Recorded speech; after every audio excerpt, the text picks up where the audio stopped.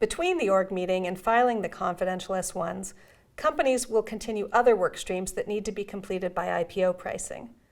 Many of these can begin well before the org meeting, and most will continue after the initial S1 confidential filing. One is to engage a consultant to benchmark post-IPO executive and board compensation and determine post-IPO compensation arrangements. A second is to cleanse the company's website to be consistent with the prospectus. A third is to negotiate and select the exchange for listing.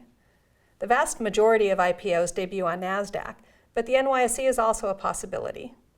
Some companies co-list, for example, in China or Hong Kong, if there's a strong Chinese angle to the business. A fourth is to arrange for the post-IPO investor relations section of the issuer's website.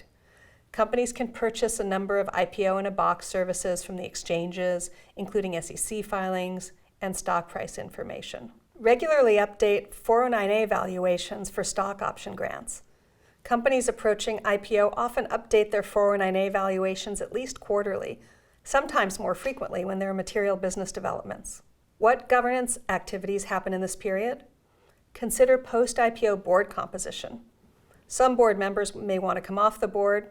The company may want to recruit additional board members to satisfy independence or financial expert requirements.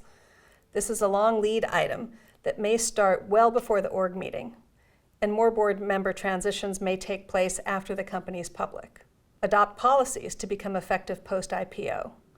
These cover everything from public company board committee charters, at least compensation, audit, nominating and governance, sometimes others, to whistleblower, insider trading, and code of conduct and ethics policies.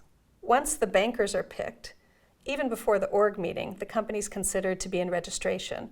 Coordinate closely with counsel about public disclosures, including press releases, interviews, and investor conference presentations to avoid gun jumping and other problems. Going to the printer shortly before the S1 filing is a rite of passage. Early versions of the S1 are typically done in Word.